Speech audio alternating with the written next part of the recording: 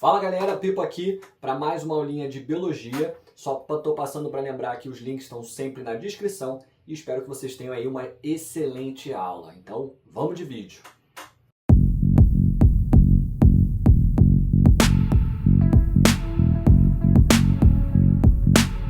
Pipo aqui para mais uma aulinha então de sistemática. Hoje é a aula de número 13, na qual a gente vai falar um pouco sobre a histologia vegetal, o estudo dos tecidos vegetais. Tá? Não são tão numerosos quanto os tecidos animais, mas são igualmente interessantes e tem assim certa presença no vestibular. Principalmente quando a gente fala de São Paulo, tá? Em relação ao Enem tá meio sumidinho, em relação ao ERJ também cai mais no exame discursivo, não é que não é tão presente, mas é um conteúdo aí que muitas vezes é um grande diferencial para vocês. Então vamos lá. Primeiro, falando sobre histologia vegetal, falar sobre o tecido mais importante, que é o tecido que vai formar os outros tecidos, que é o chamado tecido meristemático. Ele vai conter inúmeras células que são chamadas de indiferenciadas, por quê? Porque elas ainda não têm características peculiares de nenhum dos tecidos permanentes. Ela ainda tem uma formação inicial e tem o potencial de se diferenciar. Além desse grande potencial de diferenciação, ela tem uma alta capacidade mitótica, ou seja, ela pode se dividir muito facilmente, e tem uma parede celular ainda muito fina, o que é importante até para a questão da divisão celular. Como função principal, a gente vai ver o crescimento atrelado a essas células. Por quê? Para crescer, a gente vai precisar de multiplicação celular. Além disso, essas células também vão esticar em tamanho, que a gente chama de hipertrofia, e que vai promover o crescimento da planta como um todo. Além disso, também vai ser muito importante para a regeneração de tecidos danificados, porque vários outros tecidos não têm capacidade de regeneração. Então aqui, o tecido meristemático ele pode acabar cedendo células que vão se diferenciar nessas células de tecido permanente.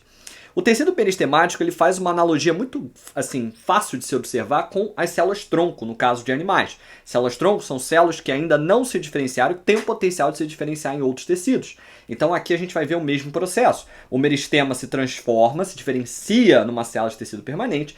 A grande loucura aqui, que é algo que as células-tronco não conseguem fazer naturalmente, é que os vegetais conseguem desdiferenciar, ou seja, eles conseguem fazer uma célula meristemática a partir de uma célula de tecido permanente, fazendo um meristema que a gente chama de meristema secundário. Ou seja, o meristema primário é aquele que vai vir diretamente do embrião, que pode ser armazenado depois por um tempo de vida.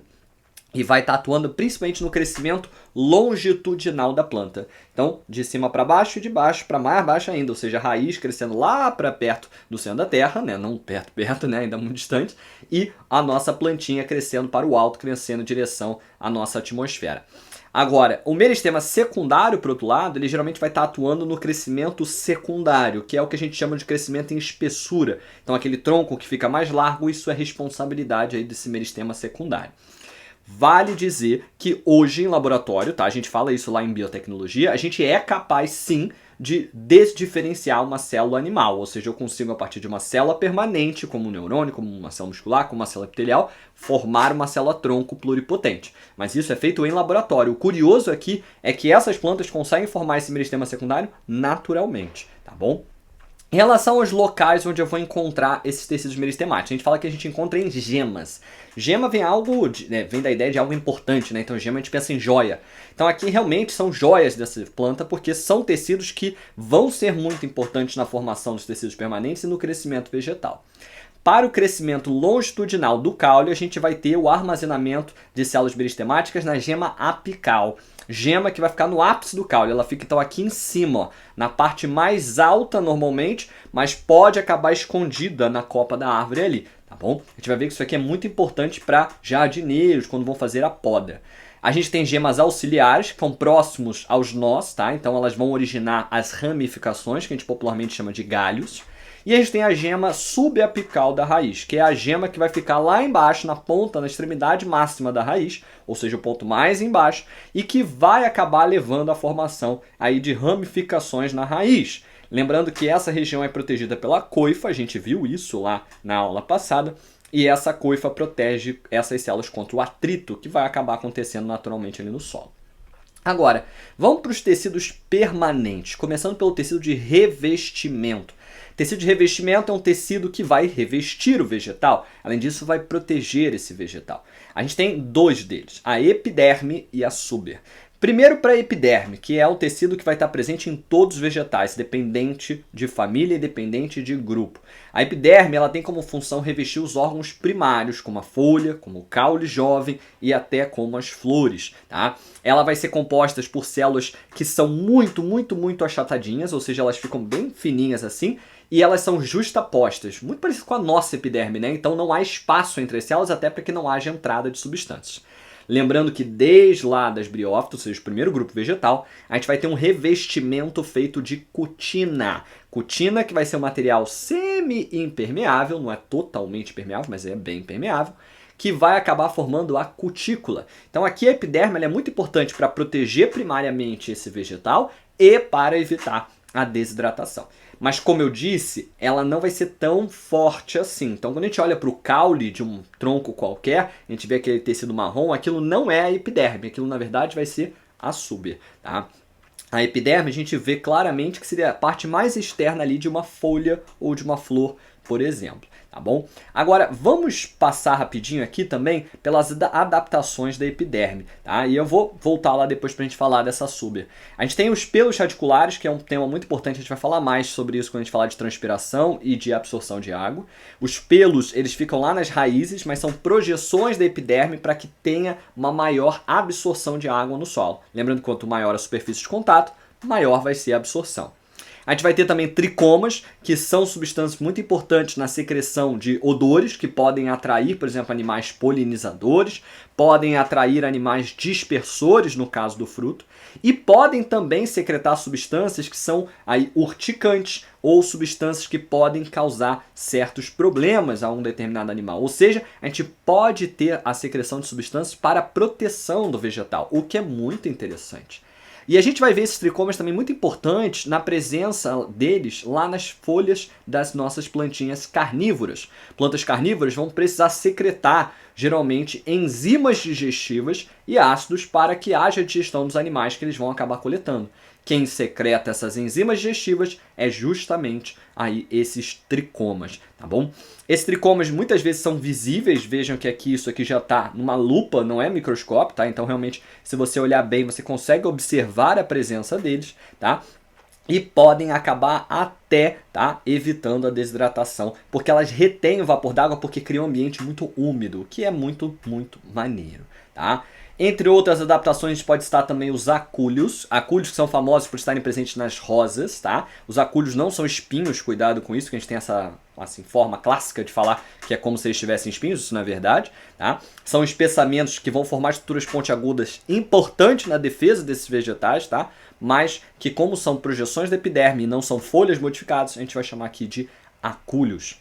A gente também tem os hidatódios, tá? Que são estruturas muito importantes para a eliminação de água. Isso aqui é presente em plantas que acabam tendo muita água sendo absorvida, principalmente plantas que vivem em ambientes alagados. Então repara que o que está saindo aqui não é o vapor d'água, é uma gota d'água. Então realmente quando você absorve muita água, você precisa eliminar muita água, porque a planta ela pode morrer tanto pela falta de água quanto pelo seu excesso. Tá? Esse fenômeno aqui onde a gente elimina a água a gente chama de gutação.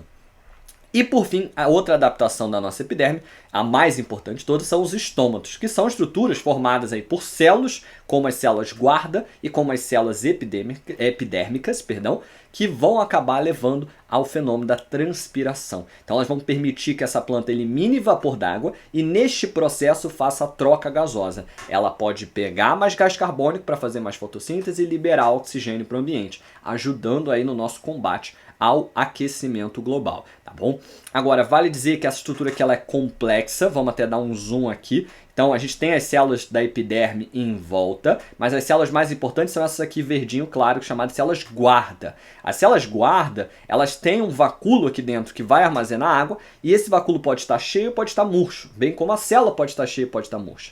Repara que ela é esverdeada porque ela é cheia de cloroplastos, mas não é o principal papel dela.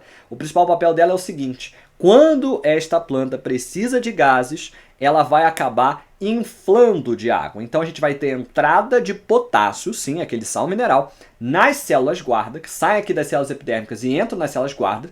Esse é um processo ativo, ou seja, há gasto de energia. E quando entra muito potássio aqui dentro das células, o que vai acabar acontecendo? Fica um ambiente hipertônico e com isso água entra. É como se fossem dois balões. À medida que eles vão inchando, o que acontece é que as beiradas, tá? Então aqui em cima e aqui embaixo, vão pressionar uma outra e elas abrem esse espaço que a gente chama de ostilo, tá? Então, quando ela está cheia d'água, quando ela está túrgida, a gente vai ver o estômago aberto. E se eu quiser agora fechar esse estômago, porque eu já transpirei demais, é simplesmente jogar aquele potássio que estava nas células guarda para fora. E aí essa célula vai pouco a pouco murchar e a gente tem o fechamento deste ostilo. Então veja que a planta tem total controle sobre a transpiração. Basta fazer um transporte aí de potássio. Isso que já foi cobrado lá na provinha discursiva da UERJ, tá bom? Agora, voltando aqui para a questão da Suber, a Suber ela vai ser um tipo de tecido ainda de revestimento, mas que vai revestir apenas órgãos secundários. A gente vê principalmente no caule e na raiz. O revestimento secundário, lembre-se, vai participação aí de meristema secundário. A gente vai ter a formação aqui de células mortas, porque além da cutina, a gente vai ver a presença de um outro material impermeável, que é a suberina. Daí vem o nome Suber. É por causa justamente desse material que a gente vai observar uma capa impenetrável, então aqui realmente é muito mais seco e muito mais protetivo, fora que ele é mais rígido, tá? Ele vai ser inclusive usado para a gente fazer a cortiça, que é o que a gente usa para fazer rolha de garrafa de vinho, por exemplo, até de garrafas de azeite. A gente vai ter, sim, certas plantas que têm conexões, ou seja, espaços nessa Suber. Mas a ideia da Suber aqui é principalmente proteção. Então, quando a gente olha para um caule e a gente tenta, aí, sei lá, tirar alguma coisa desse vegetal, não é fácil. Eu teria que usar uma faca, um facão, uma machadinha. Então, não é tão simples justamente porque a Suber, diferente da epiderme, que é uma camada fina, ela já vai ser uma camada grossa de proteção. Mas assim como a epiderme, a gente tem adaptações. Como eu falei, algumas delas vão acabar deixando espaços na Suber. Esses espaços vão ser chamados de lenticelas, tá? Esses espaços são muito importantes para que haja troca de gases por parte desse caule. Novamente, muito importante em certos vegetais que ficam em regiões mais alagadas, tá? A gente também vai ter os pneumatóforos, tá? Pneumatóforo que é uma variação, tá, de raiz, lembrar que é a raiz respiratória, mas vale dizer que o pneumatóforo vai provocar uma alteração também na Suber, semelhante às lenticelas, para que a gente tenha pequenos espaços para que haja a troca gasosa, tá? Então, aqui não é o pneumatóforo, que é uma variação da Suber, e sim, quando há pneumatóforo, ele vai estar com a Suber modificada, tá bom? E a gente também pode ver os ritidomas, tá? São camadas mais velhas, mais, assim, espessas, tá? Elas ficam bem gordinhas e que elas vão acabar se soltando do caule.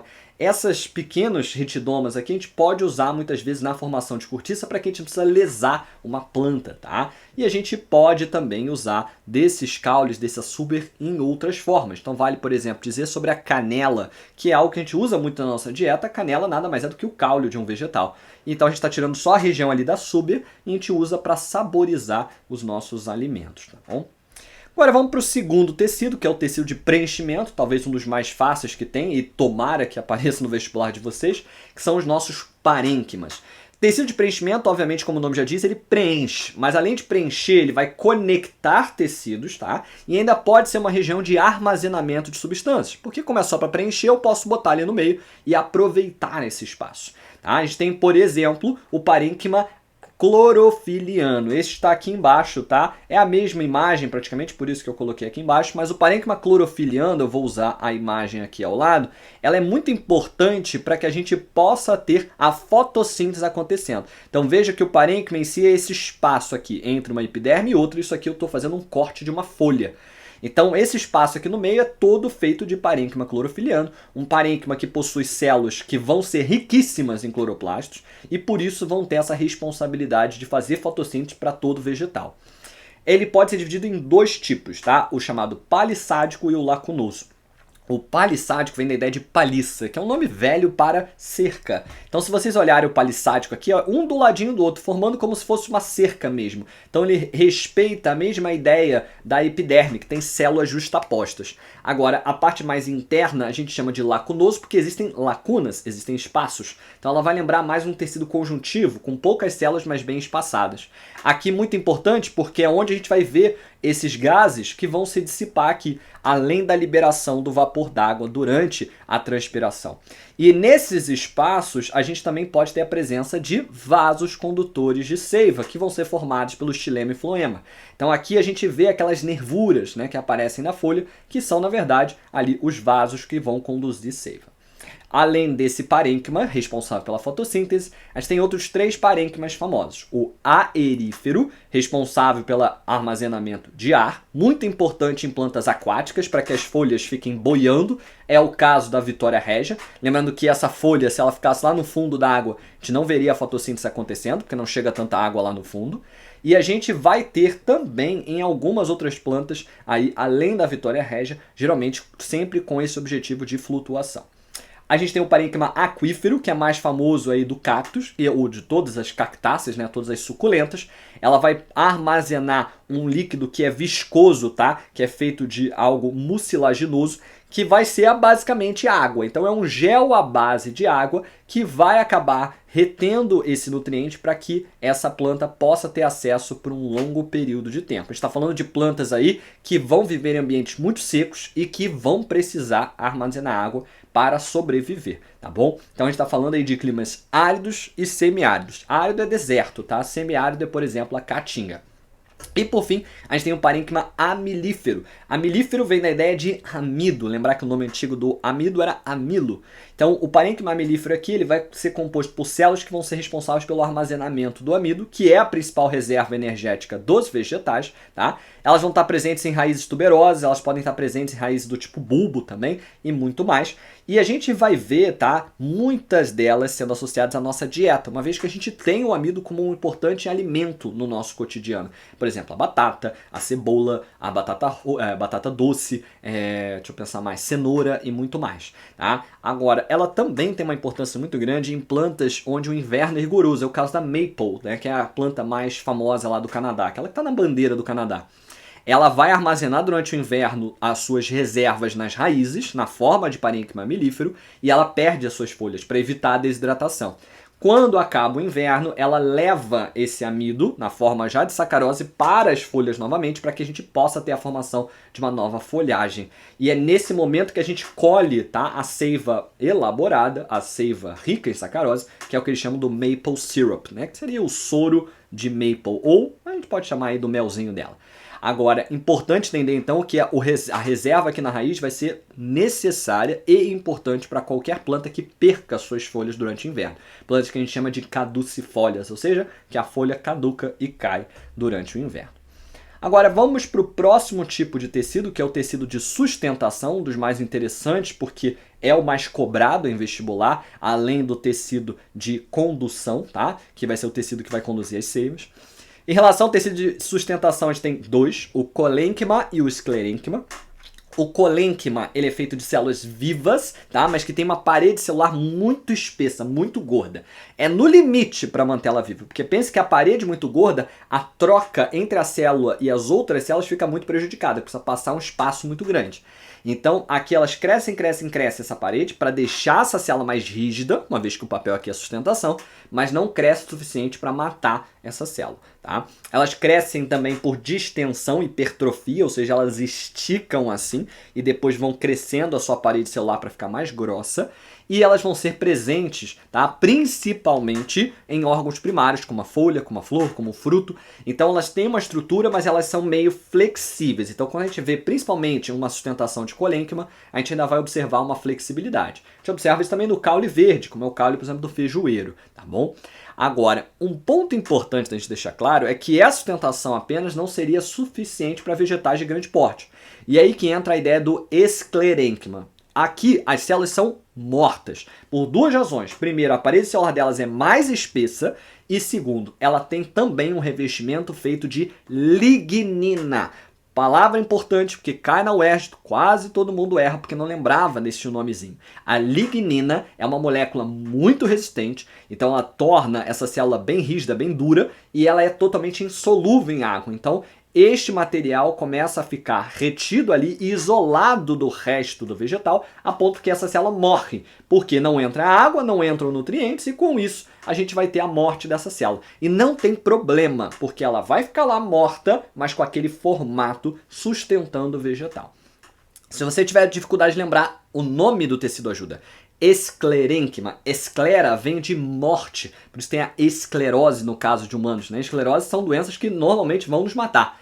Então, o esclerênquima aqui vem justamente do tecido de sustentação, que tem um ênquima ali de tecido, que vai acabar sendo morto. Morto porque tem parede rígida e grossa e o revestimento de lignina, impedindo a comunicação com as demais células, tá bom? Elas vão estar presentes em órgãos adultos, onde a gente não vai ver mais o crescimento, então é quando estabiliza o crescimento. A gente vê, por exemplo, no caule, e a gente vai ver também esse tipo de célula muito similar lá nos tecidos de condução, quando eu falo de xilema. Além disso, ela vai compor a parte externa do vegetal ali, que a gente chama de casca. Lembrando que a casca não é só a suber, é a suber e já um período, uma parte, tá? Feita aí de esclerênquima. E ela vai acabar sendo usada também na indústria têxtil, tá? Então é muito interessante que aquele sisal, que é uma corda importante na nossa história, vai ser feita aí a partir do esclerênquima. E a gente pode usar, tá? Esse tipo de tecido para criar fibras que são muito resistentes. Por isso que eu falei de corda. Não é muito bom para camisa, né? Porque é algo que vai ser mais flexível e principalmente agradável ao toque. Coisa que o esclerênquima não é, tá bom? Agora, caso a gente trabalhe bem esse tecido, caso a gente deixe ele muito fininho, até pode ser usado, tá? Isso vale se dizer. Até o linho, né, mais antigo, hoje o linho é meio modificado, mas tudo bem. Mas o linho mais antigo ele era feito a partir aqui desse tecido, mas muito, muito fininho.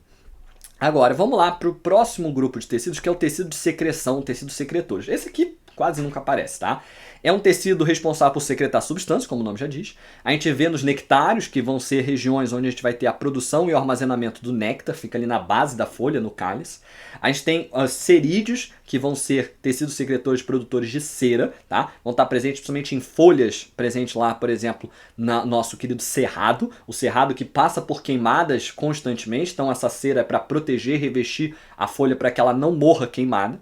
E a gente tem os mais famosos, são os lactíferos, que vão produzir aí resinas que vão estar presentes na nossa seiva. Essas resinas podem ser usadas aí de diferentes formas na nossa história, principalmente para os indígenas brasileiros. Essas resinas foram muito importantes. É o caso do látex, tá? Que vai ser usado para a fabricação da borracha e outras substâncias emborrachadas, tá bom?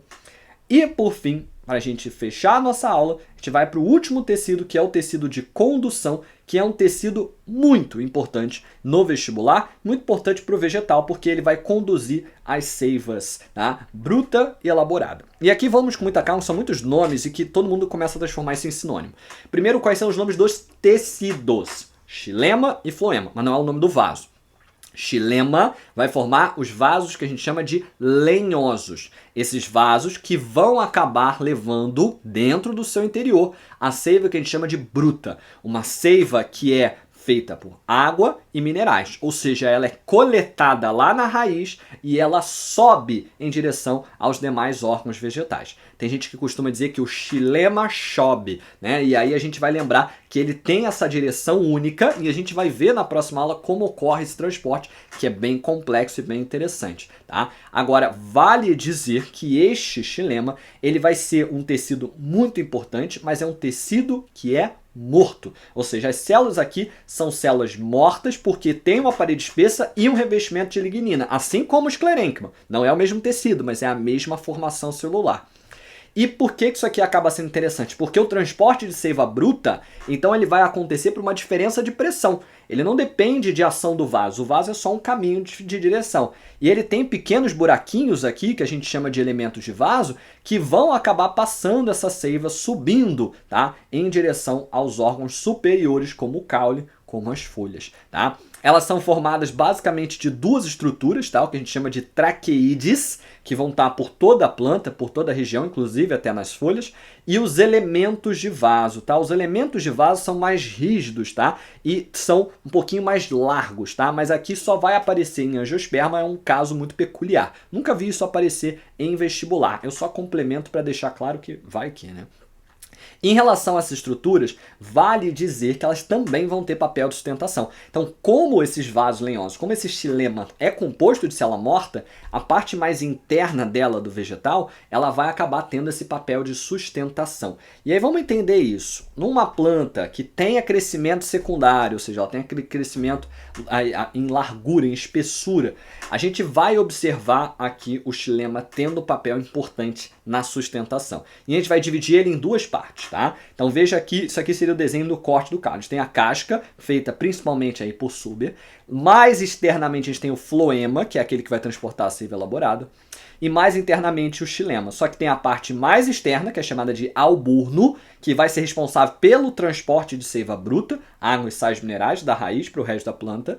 E a gente tem a cerne, que é uma região de xilema que não é mais funcional para o transporte. Ou seja, ela não faz mais esse papel de transporte e faz apenas atuar na sustentação vegetal, tá? Atuando em paralelo aí ao esclerênquima. E vale dizer que o alburno também atua na sustentação, tá? Mas ele vai ter principalmente como função o transporte da seiva bruta, tá bom?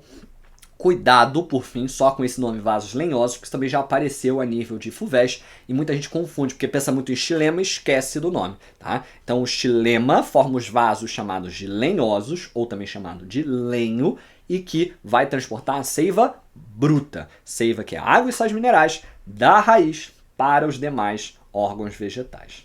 E por fim, a gente tem o floema, que vai ser composto aí por células vivas e vai fazer o transporte, tá, da seiva elaborada. Seiva que vai ser presente em todo o vegetal e que é formada de água e principalmente sacarose, molécula que é basicamente uma glicose e uma frutose, e por isso é uma molécula energética, necessária à produção de energia por parte dessas células vegetais. Ela vai normalmente dos tecidos fotossintéticos, que é a folha, para o resto do vegetal. Existe uma direção de descer? Não, ela vai para qualquer direção. Mas nem sempre ela vai do tecido fotossintético para o resto da planta. Vamos pensar lá na maple que eu falei para vocês, que era uma planta que durante o inverno armazenava toda a sua energia, todos os seus carboidratos na raiz. Quando termina o inverno, o fluxo vai ser da raiz para o resto da planta. Agora, durante o verão, em que ela está fazendo fotossíntese, é da folha para o resto dos órgãos. Então vai variar de acordo com o momento da planta, vai variar de acordo com a planta. Agora, o importante aqui é sempre do local onde tem muito carboidrato para os locais onde tem pouco carboidrato. Essa é a direção.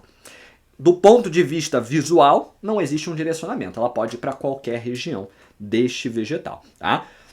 Aqui lembrando então a formação a partir de células vivas, que são anucleadas e que vão formar vasos, que aqui a gente vai chamar de vasos liberianos ou de Liber, tá? Esse tipo de vaso é um vaso que é vivo, então por isso é capaz de se regenerar. Até por isso a gente tem essas células companheiras aqui, que vão ser muito importantes para que haja a sustentação a nível energético das células que vão compor o que a gente chama de elemento de tubo crivado e essas placas crivadas, que são feitas de células, como eu falei, vivas, tá? Essas conexões aqui entre as células é feita porque a gente viu lá em citologia chamado de plasmodesmos, que são espaços, tá, na parede celular, e esses pequenos espaços no que a gente chama de tubo crivado, né, então é um tubo cheio de buraquinhos, também são feitos pelos mesmos plasmodesmos, tá bom? Então, recapitulando, floema é o nome do tecido que vai formar os vasos liberianos, ou Liber, que são compostos por células vivas e que vão transportar a seiva elaborada, água e sacarose. Sempre de onde? De onde tem muita sacarose para onde tem pouca. Então isso pode variar ao longo da vida do vegetal, tá bom? E para a gente resumir e fechar a nossa aula, é importante visualizar aonde que eles vão estar sendo presentes e quando a gente tem a formação desses tecidos e a partir de quem. Então aqui a gente tem os 3 meristemas primários, tá? Que é o procâmbio, responsável por formar tecidos de condução. A gente tem o meristema fundamental, que vai formar os tecidos de sustentação e os tecidos de preenchimento. E temos a protoderme, que é o tecido que vai levar à formação aí de um tecido de revestimento, que é a epiderme. Então, protoderme forma epiderme, meristema fundamental forma o parênquima, o esclerênquima e o colênquima, e o procâmbio forma xilema e floema primário. Primário, tá? Porque ele vai depois também formar o câmbio fascicular, que vai levar à formação do xilema e floema secundário, que é um tecido secundário. Este câmbio aqui que já é um tecido meristemático secundário um pouco. Tá? E existem outros tecidos meristemáticos secundários que são feitos a partir do parênquima, que vão levar à formação da súber, da feloderme. Feloderme a gente ainda não falou, está aqui ó, grudadinho perto da súber. E a gente vai ter a formação do câmbio vascular, que vai formar floema e xilema secundário. Tá? Também são duas formas. Se ele falar de câmbio, ele está formando xilema e floema secundário. Quando foi a última vez que isso apareceu a nível de vestibular? A nível de São Paulo, não tão tarde assim, mas já tem um bom tempinho, tá? Eu diria pelo menos uns 10 anos. A nível de UERJ, Enem, nunca caiu em nível desse tipo de profundidade. Então deixa isso aqui quieto. O mais importante, eu digo, é conhecer os 5 tecidos, tá? Então tecido de revestimento, tecido de preenchimento, tecido de sustentação, tecido de secreção e tecido de condução. Conhecer os nomes e conhecer as suas funções e aonde estão presentes. A nível de organização, a gente vai ver eles mais organizados a nível de caule e de raiz, né? Que são órgãos que crescem, depois estabilizam. A gente vai ver, como a gente já tinha falado, isso em Eudicotiledônia, que é o grupo mais presente. A gente vai ver o xilema mais para dentro, enquanto que o floema fica mais para fora. No meio dele a gente vai encontrar o câmbio, né? O câmbio que vai formar xilema e floema secundário. Então ele fica aqui se transformando, se diferenciando para a formação de mais xilema e mais floema. Tá? E além disso, a gente na parte mais externa a gente tem a súber, feita de suberina, aí, que vai ser a camada de proteção. Abaixo dela a gente vê o felogênio, que é um tecido meristemático secundário, que vai grudar essa súber ao resto da planta e vai produzir a feloderme. A feloderme é parênquima, tá? Parênquima geralmente está um tecido de preenchimento e aqui está principalmente para conectar a casca ao resto do vegetal, tá? Então vai proteger basicamente esse vegetal. Quando a gente fala casca, é um termo muito genérico, a gente está falando basicamente desse conjunto, feloderma, felogênio e súber, tá bom?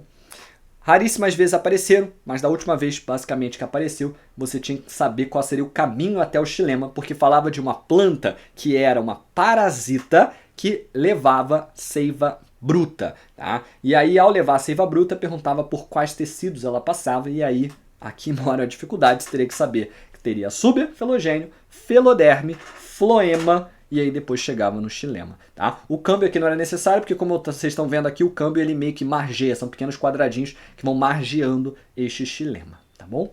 Bom, a gente fica por aqui nesta aula e a gente vai seguir agora com a última parte sistemática, que vai ser dividida em 2 aulas, que é fisiologia vegetal, como essas plantas se comportam e qual é o funcionamento dos seus órgãos, tá bom?